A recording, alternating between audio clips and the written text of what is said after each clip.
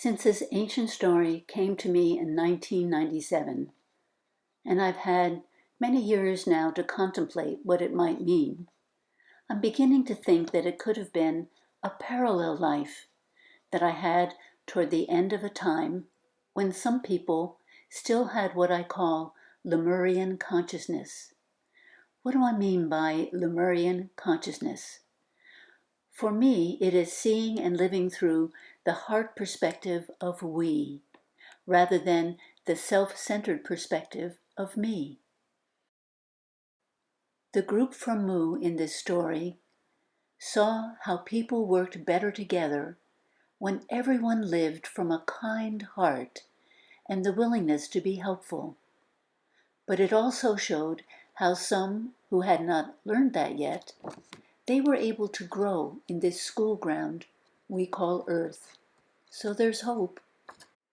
Kimayo in the story is the sacred record keeper, and it felt as though the record, or story, of this kind group of people needed to be remembered and retold to inspire people of today's world.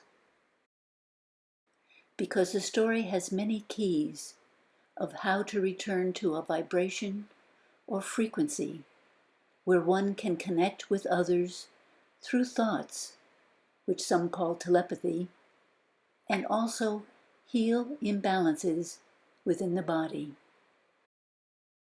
I decided to have some fun and dress in the spirit of the story. So I hope you can smile with me, and I'll begin like this. So I ask you to listen to it as though an ancient medicine woman is sharing it with you to help reawaken your natural gifts to help the world right now. Please note that I transcribed the words exactly as they came to me. So some of the phrases are not terms that I normally use in my everyday language. For example, I don't use the phrase maker of all things. I think they were just referring to that which has created life. I don't use the words cloud dancer of inner vision. So I hope you don't stumble over these words. Just see if you can get the essence of what this medicine woman is trying to share. The sacred message for us to return to that inner wisdom. Thanks. Enjoy the story.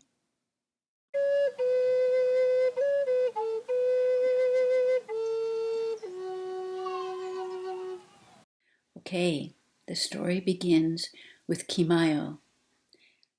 And in her language, her name meant record keeper of the sacred way.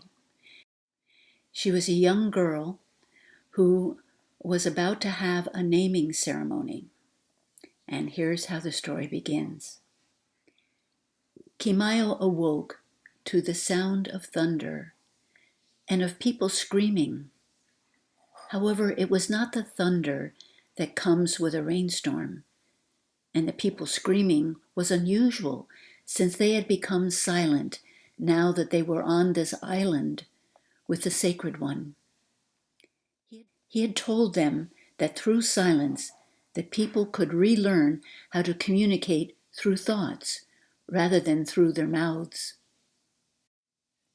When one communicates through thought, there can be no lies, because all will know what is true by listening through the heart, he had told them. The earth rattled and rolled underneath Kimayo. Bits of branches and leaves tumbled upon her head. She stumbled out of her dwelling, wondering what had happened to her mother and grandmother. Today was supposed to be the time of her becoming a woman, when her mother and father would present her in a ceremony to her people. She had grown 12 full cycles of seasons.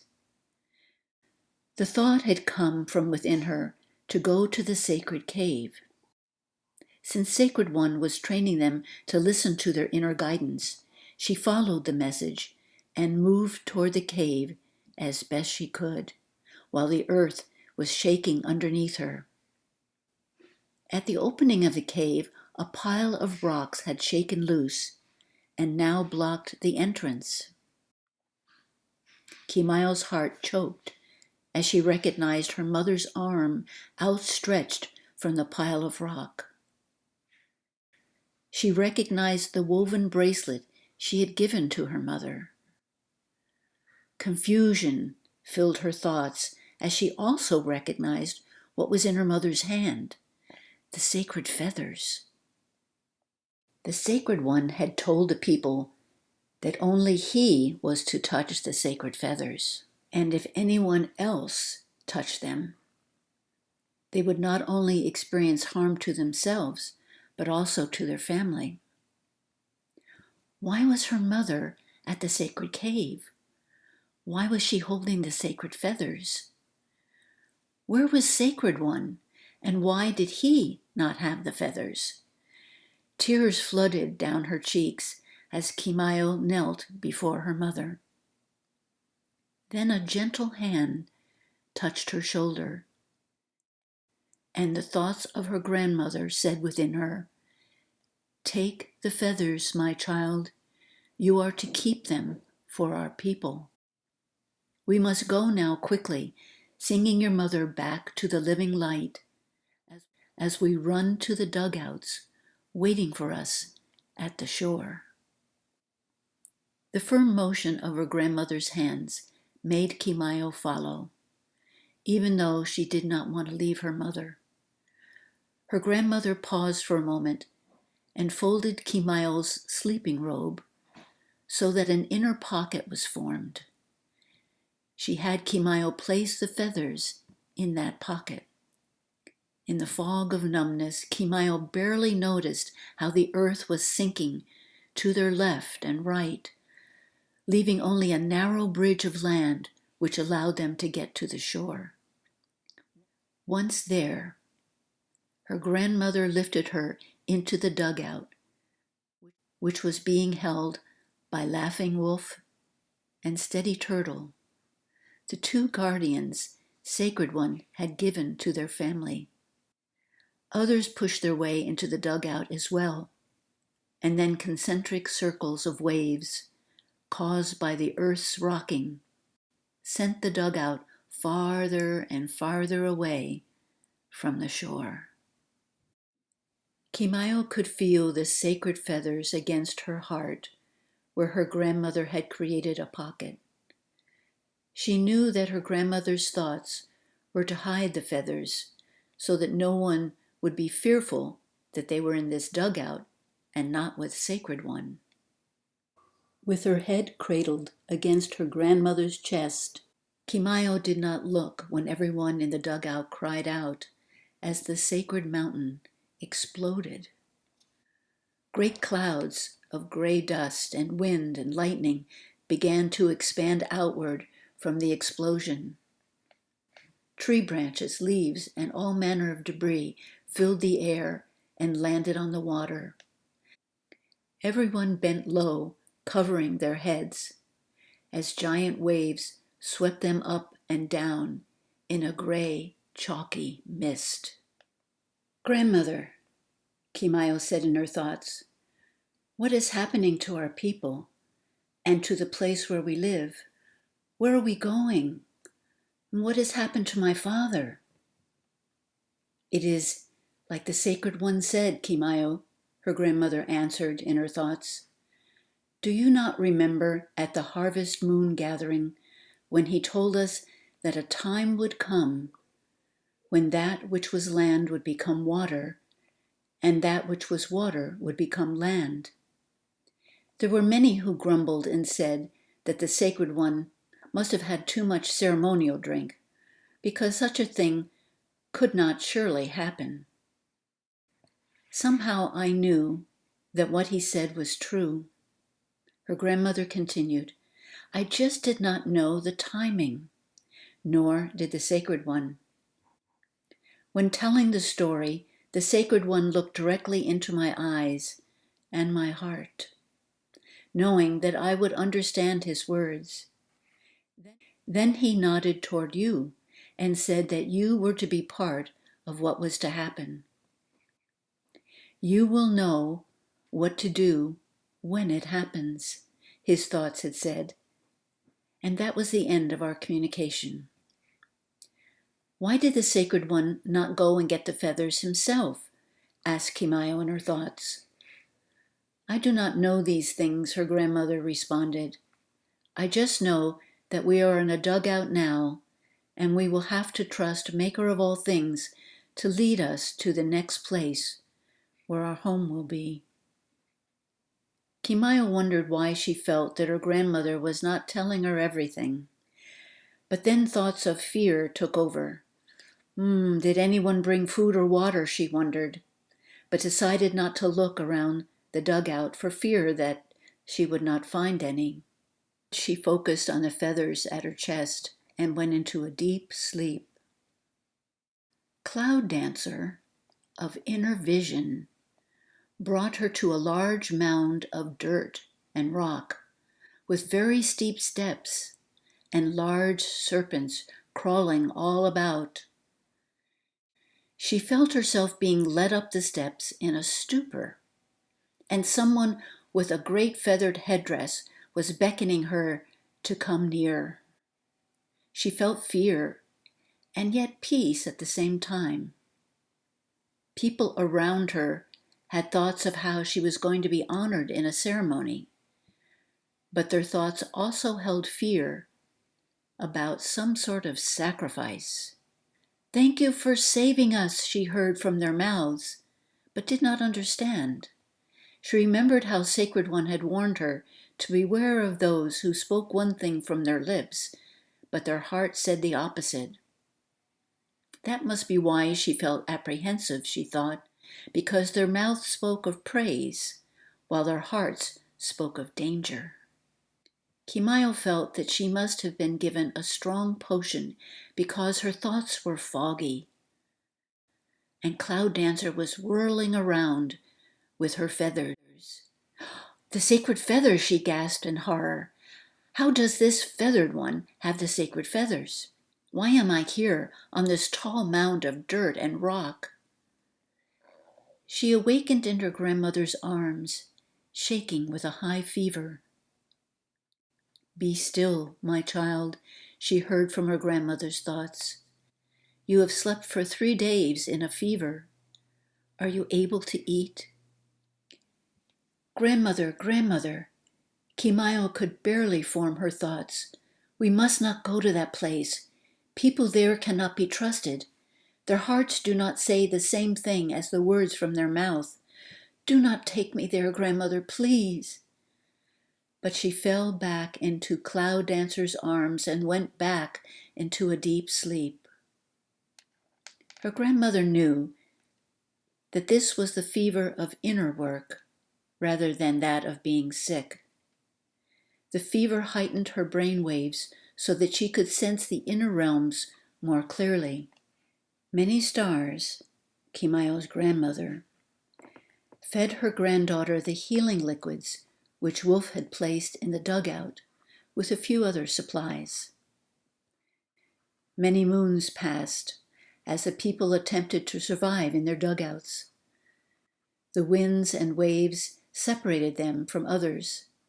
The ones trained in the sacred ways asked for guidance from the Maker of all things and for help from the elements. They attuned to become one with the Great Spirit which connects all things. If it be the will of the Maker, please bring us food and water, they would pray. When the rains came, they used the large leaves and other items which had blown into their dugout to gather fresh water and quench their thirst. When schools of fish swam around the dugout, they thanked the ones who turned on their sides and presented themselves as food. As Grandmother Many Stars gently fed her granddaughter, she prayed the many thanks for them both. The Sacred One taught us well, she thought, in how to become one with all of life and to trust that all would be given as we needed it. Sacred One taught us how to call the birds and fish and four-legged ones when food from Mother Earth became scarce. Knowing that we all are here so that life can continue to be, the various creatures which Maker made willingly present themselves so that the life force can continue to be in whatever becomes nourished by them. Many stars also trusted that Maker of all things was caring for her granddaughter as Kimayo went in and out of deep periods of sleep. The times when Kimayo was awake were spent in nourishing her body with food and water or stretching her limbs in movement. I need to go back to the ancient ones for more teaching, she would say, and then drift off again in sleep and into a deep meditative state. It seemed like a full cycle of seasons had passed before the dugout with Kimayo, her grandmother, Wolf, and Turtle reached land. It was washed up near the shore, but the night was extra dark during the new moon. At daylight, all cheered with joy as they jumped out and pulled the dugout to the sandy shore. Grandmother Many Stars helped her granddaughter walk to the dry beach. A new moon, a time for new beginnings, came the thoughts of her grandmother as Kimayo gently breathed inward. The time of deep inner work was done, and Kimayo knew that her strength would soon return. With the Great Spirit's help, Kimayo thought, my father will also be guided to this distant land. Her prayers went out not only to her father, but also her mother, called Sparkling Water, in the land of light. She felt her mother's presence all during the journey across the great waters. Kimayo spoke with her in her thoughts as though she were still alive.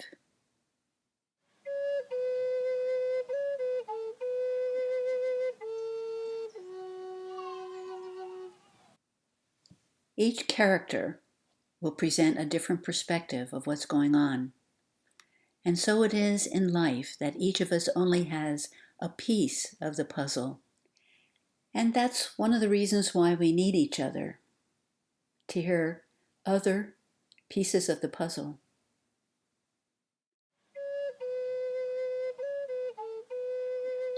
And it begins with Sparkling Water, the mother of Kimayo. And as you remember in part 1, Sparkling Water was killed by rocks that filled the entrance of the sacred cave. She's now in what is called the land of living light by those people. And she communicates through thoughts and images and is following the journey of her family to this new land. So, Sparkling Water, and in her language the name meant one whose innocent love heals naturally.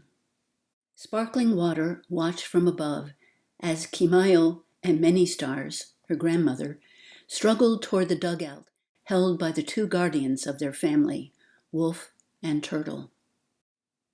She saw the sacred mountain explode and how her daughter went into a deep sleeping state during the journey across the great waters. Take my hand, she said to her daughter, as Cloud Dancer lifted Kimayo to a place of inner learning. I have gone before you so that I could lead you to the place where the ancient ones share their wisdom. They will show you how the original people lived and communicated with all around them through thoughts, in silence, just as Sacred One was teaching us. Kimayo followed effortlessly in this dream state, for she had learned to trust her mother without question, because her mother was one guided by an innocence that wanted nothing for herself, but gained joy by sharing and serving others. Her father had often remarked how people were naturally drawn to Sparkling Water, the one whose heart sparkled the way water does in the sunlight. He told how Sparkling Water's gentle words and hands would soothe people's aching bones and muscles. She would go out into the woods and know exactly what flower or berry, leaf or bark to gather and use as a remedy. Her family felt honored when Sacred One chose her as the one of the few he would instruct in the sacred healing ways of the ancients.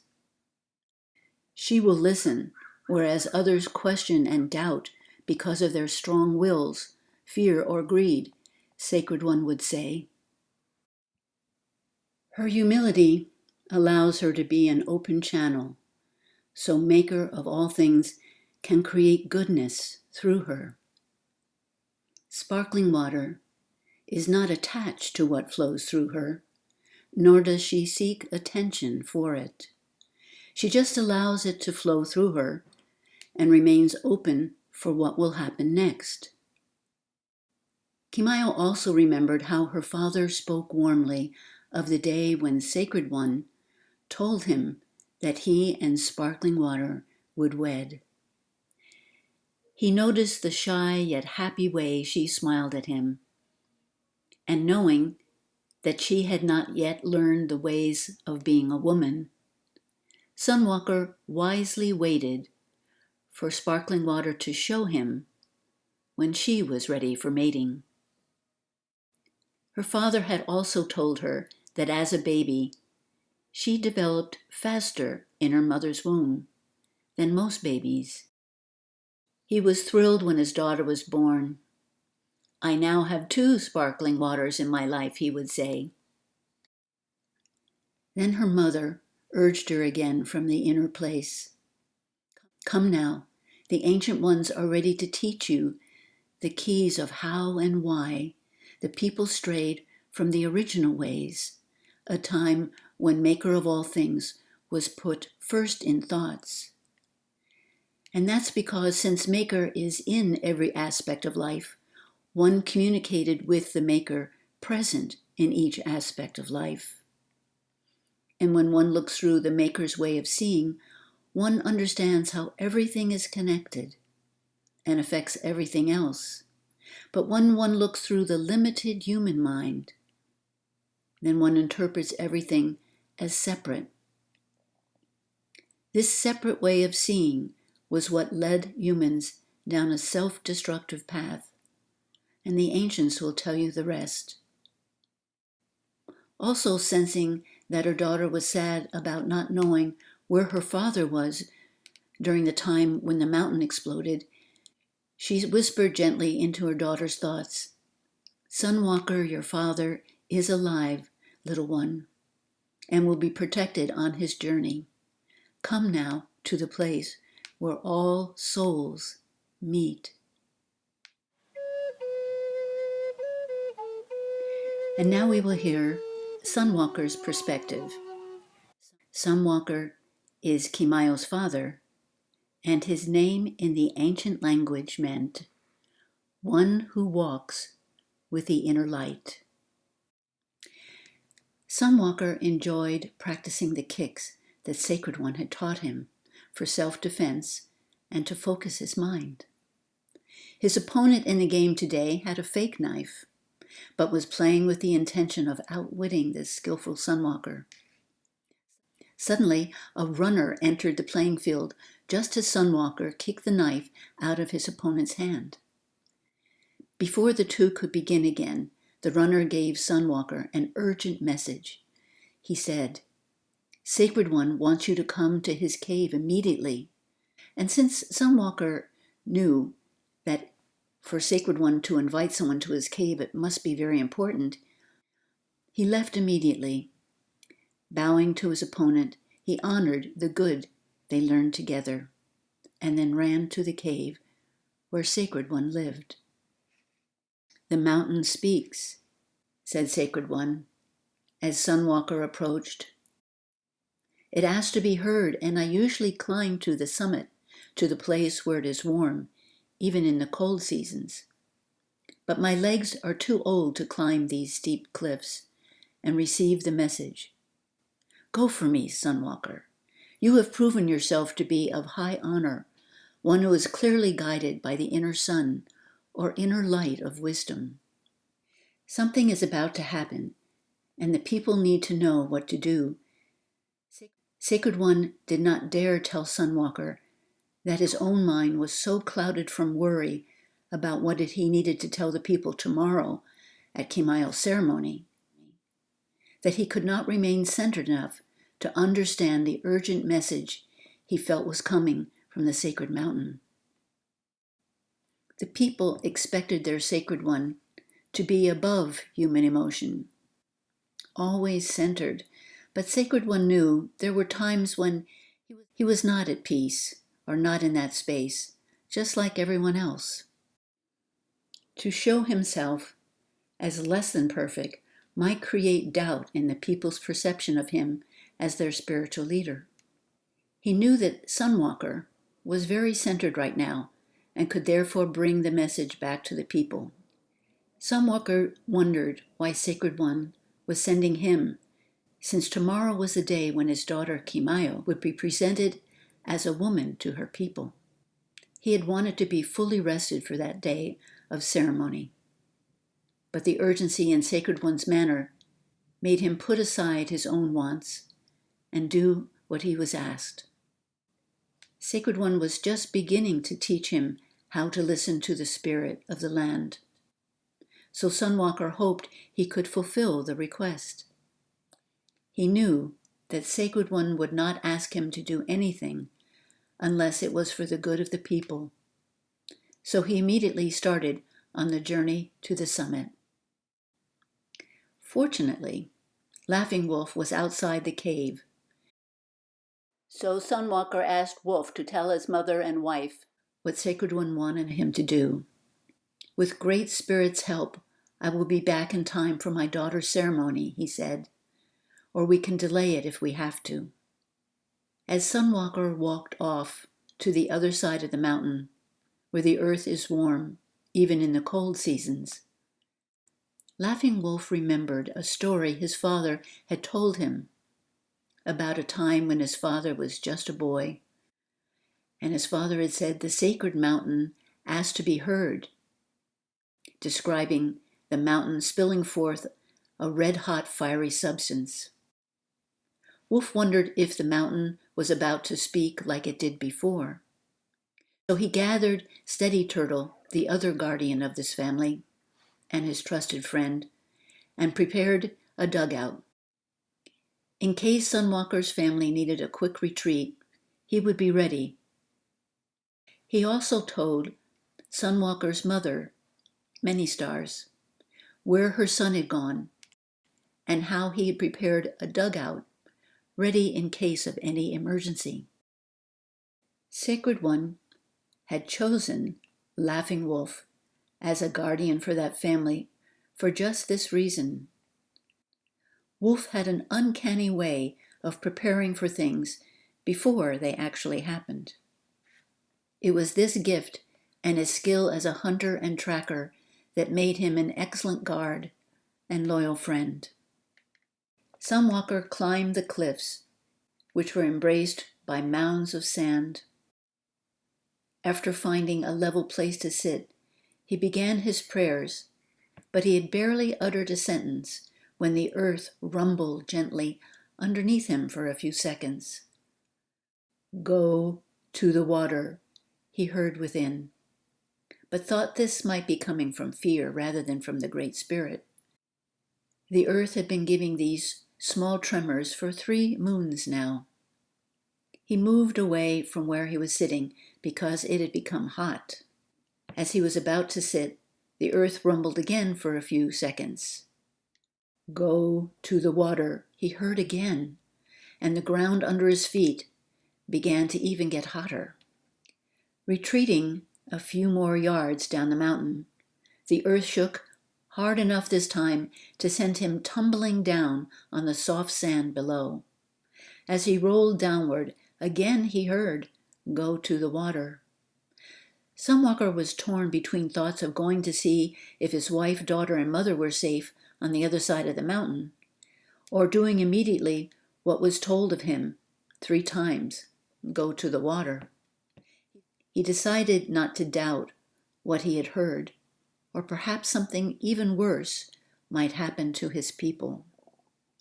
So he ran as fast as he could to a place near the water where dugouts were stored by his people, and he paddled out away from the island.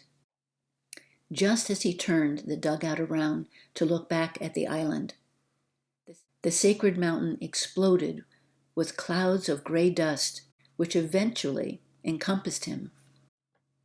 Concentric circles of high waves moved him farther and farther away from the island, although his thoughts were of rowing back to see if he could find his family. His eyes stung with gray soot, and he was blinded in his efforts. A piece of flying debris from the explosion knocked him unconscious in his dugout. Whirls of white mist filled his mind as Cloud Dancer gathered him up and took him to the place where all souls meet. There he saw the face of Sacred One emerging from a cloud. And Sacred One said, "I have passed from the earth and am in the land of light now, as is your wife, Sparkling Water, and many other people from the land of Mu, who were killed by the earthquake and explosion. We will guide you on your journey to the new land, where the sacred ways must be remembered and followed.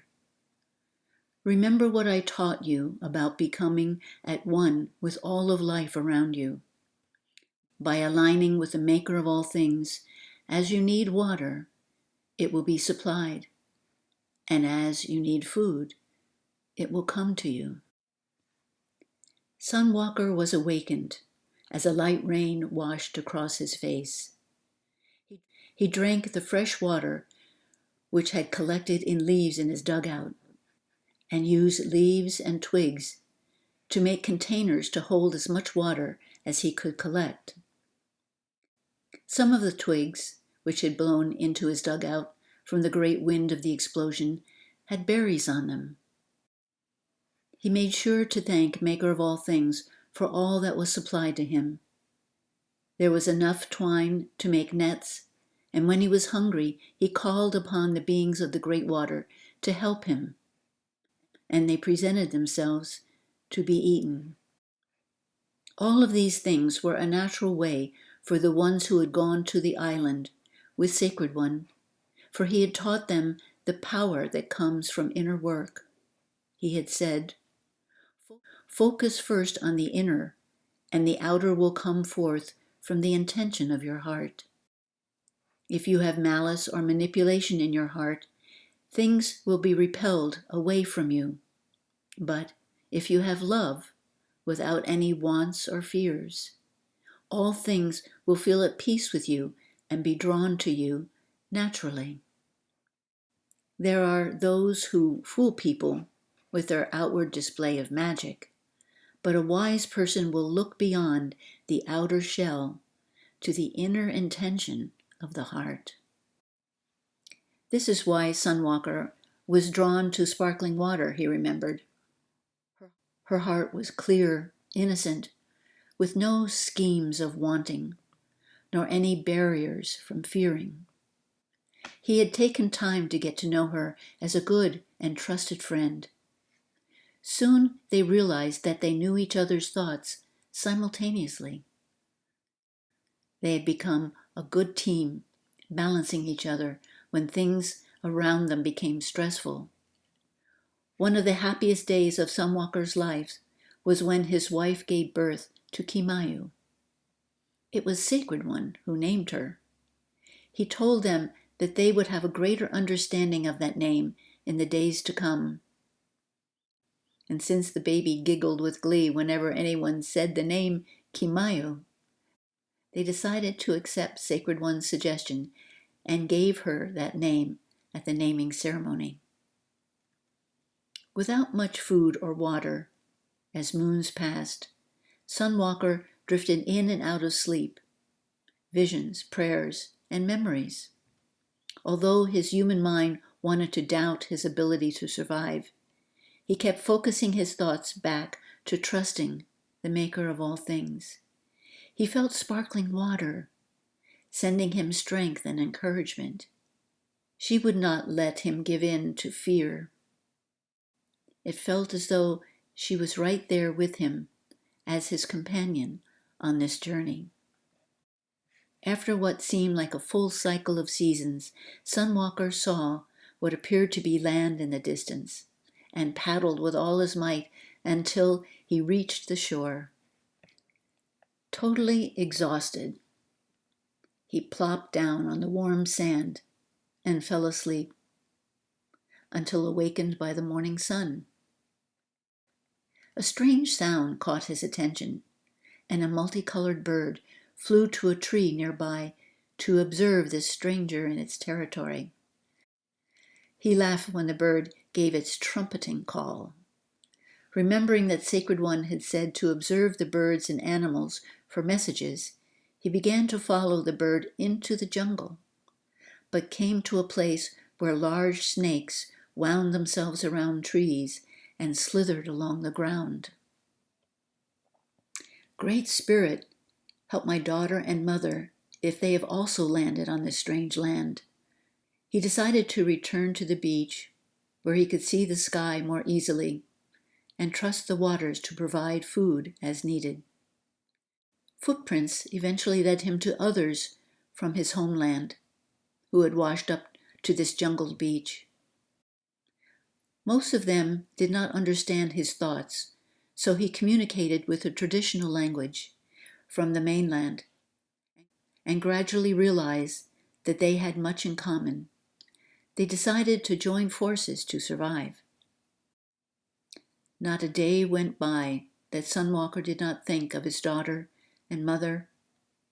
Whenever a runner went into the jungle to meet with other bands of people that were gathering in the cleared area, Sunwalker would ask the runner if anyone knew of Kimayo or Many Stars, his mother. No one seemed to know anything about them, but Sunwalker kept hope in his heart. He just knew that they were alive somewhere because he could feel their prayers for him, and he sent prayers in return.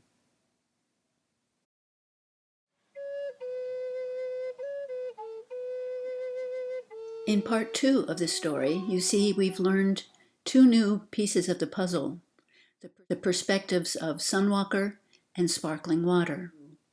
And we're now on part 3.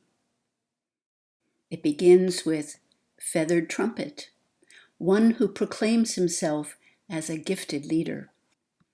Kimayo, her grandmother, Laughing Wolf, and Steady Turtle were all greeted by the bird of many colors with a trumpeting call. They followed it into the jungle as Wolf and Turtle cut away the heavy underbrush. There they found pools of clear water and plants with colorful flowers, berries, and other edible things. It was not long before they met others who had wandered into this jungle. Many spoke the traditional tongue of Mu from the mainland. Only a few knew how to communicate through thoughts. When Kimayo and her grandmother kept quiet most of the time, the other people thought of them as backward, and thus did not mind when the old woman and child chose to live outside the community in a private dwelling. Laughing Wolf and Steady Turtle did most of the hunting, trading, and communicating for them. Therefore, no one really knew the names of this strange old woman and young girl who never spoke. Many Stars thought it wise to keep her granddaughter separate from those who were beginning to follow the one who called himself Feathered Trumpet. That was the name many had first given the multicolored bird that led them to the crystal pools. Since the people held this bird in reverence for leading them to food and water, the one who had ordained himself as leader decided to take the name of Feathered Trumpet for himself. If truth were told, Most of the people let Feathered Trumpet take over because they were afraid of him.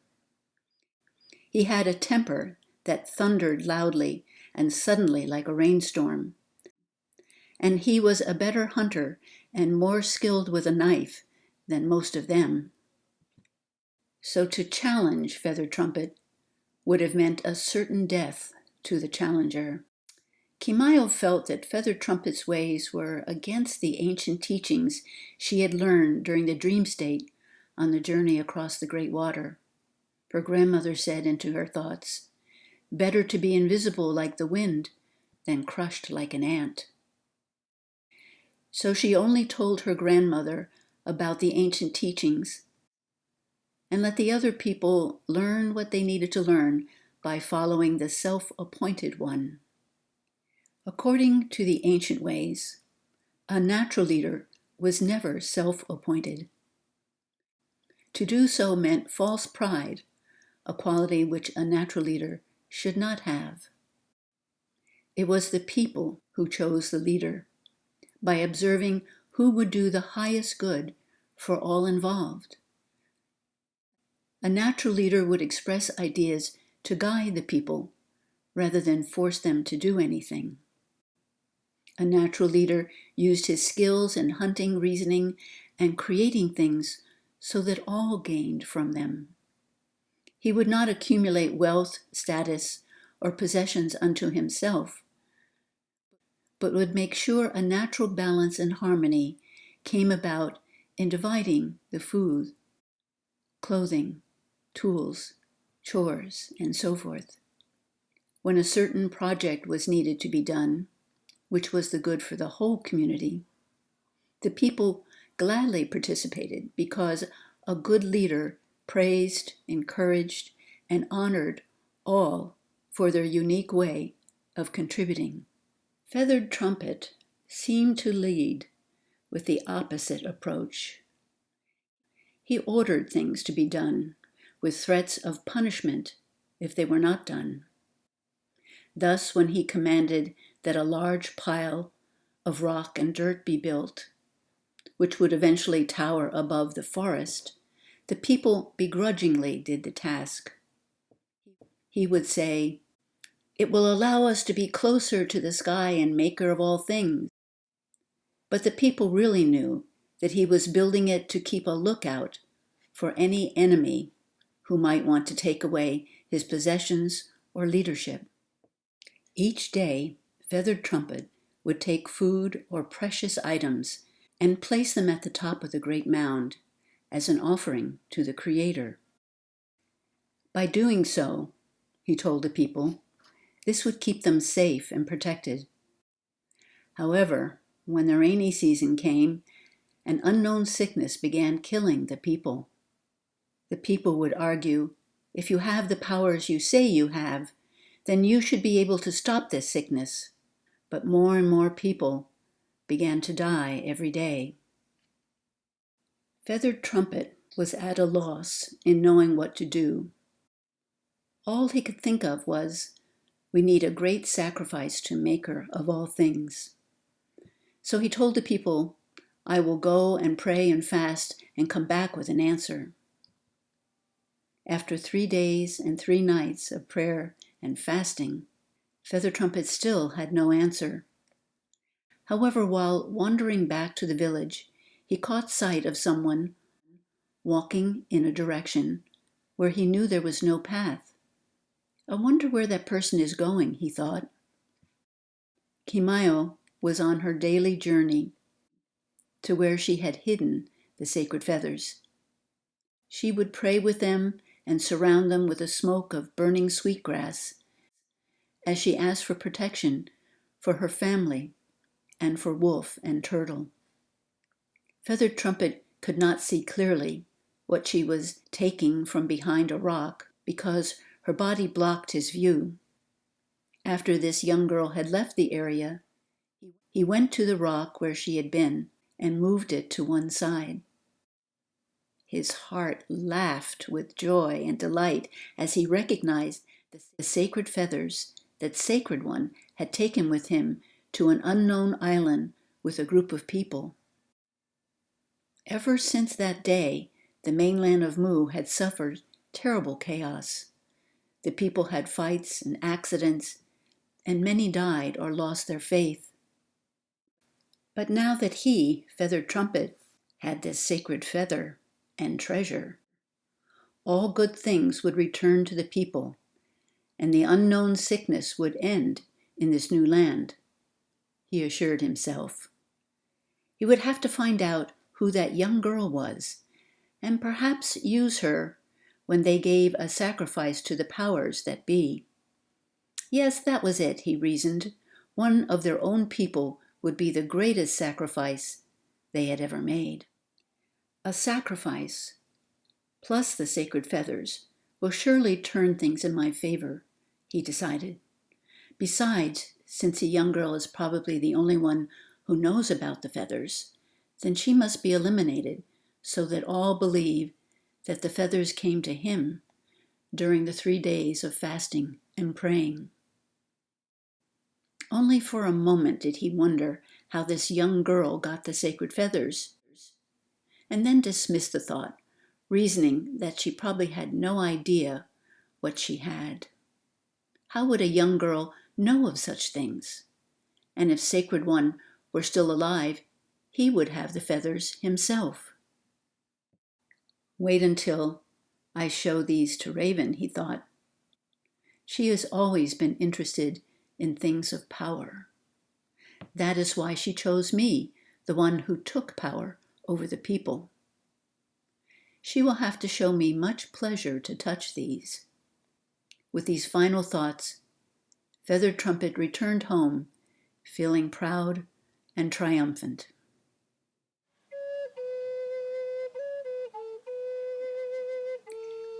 And now we come to Raven. In her native tongue, her name meant one who uses power for their own gain. And the story goes like this. When Feathered Trumpet placed the sacred feathers on the bed before her, Raven didn't know whether to laugh or cry. She looked down at the scar on her hand, which she received the last time she laid eyes on these very feathers. Her thoughts went back to a time when Sacred One had danced with both her and Sparkling Water at the summer feast. It had been rumored that Sacred One would choose to teach 2 people who had shown the natural ability for healing. Raven knew that both she and Sparkling Water had helped people who came to them with ailments. This was well known in the village. At the end of the feast, the Sacred One asked both Raven and Sparkling Water to come to his cave for teaching. Raven agreed to go, but went not for the teachings. She went to beguile the Sacred One into moments of pleasure. She was well skilled in capturing men's hearts, who would then possessively do anything in order to keep her. All day she tried to take Sacred One's mind off the teachings. She could learn that all later, she thought to herself. But all her efforts failed, and she left in a huff at sundown. The next day, Raven followed Sparkling Water to the cave. This one knows nothing of pleasure, Raven thought. She is a woman with a girl's innocence. Everyone knows that she's been seeing Sunwalker for over 6 moons, and they do not even touch each other. Surely, this one will not gain Sacred One's favor. The following day, Sacred One visited the place where women washed clothing. He placed the feathers between Raven and Sparkling Water. "Let us see who the feathers choose," Sacred One said. Sparkling Water moved back away from the sacred feathers. She did not understand. Had the Sacred One not said that these feathers should never be on the ground, and that if anyone touched them, other than a rightful heir, that they would bring harm to not only that person but their family? Raven laughed at what she interpreted as Sparkling Water's cowardice. "I'm not afraid of these feathers," she said. "I'm a healer with great power myself, and therefore would be a natural heir to hold these and use them." But as she reached her hand down to pick the feathers up, a circle of fire surrounded them and burnt Raven's hand. She quickly withdrew her hand and covered it with the garment she had been washing. "The feathers have chosen," said Sacred One, as he picked them up and took Sparkling Water by the hand, leading her away. All Raven knew after that was that Sparkling Water had spent the evening with Sacred One, and within a few days Sparkling Water and Sunwalker were wed, to everyone's surprise. Shortly thereafter, the Sacred One and a group of people disappeared from the mainland of Mu. There were so many islands around the mainland that it would have taken 10 times 10 full cycles of the moon to find them. Raven also knew Feathered Trumpet during this time, but he was called Led by the Storms in those days. Who would have imagined that this young man with a stormy disposition would one day command the people? And that's exactly what he did, she thought. He commanded the people to do things. He did not lead them, nor did they follow of their own free will. How different he was from Sacred One. But none of this matters, she reasoned. I will eventually win the people's trust over by my abilities to heal and see people's fear. As well, they are becoming dependent on the potion I have created, which is drunk at every meal. It is this very potion which has dulled the minds so that Feathered Trumpet can rule over them. She glanced down again at the scar on her hand and the sacred feathers before her. She was not sure she wanted to touch these feathers right now. She needed time to prepare. So she simply replied to Feathered Trumpet by saying, "I am hungry. Let's go and eat." And she walked out of the dwelling. This action confused Feathered Trumpet. But then he reasoned how clever this woman is to pretend that she's not interested in these powerful feathers. He called a guard and told him to go and get the young girl who lived in the only dwelling outside the village. She was going to be honored as part of a great ceremony which would bring health back to the people. But the guard knew the real intention of gathering this girl, for he had overheard Raven and Feathered Trumpet talking about a human sacrifice being needed to appease the powers that be. He himself had never heard of a human sacrifice before, but who was he to understand the power of magic? So he did as he was told and went to get the young girl who never spoke.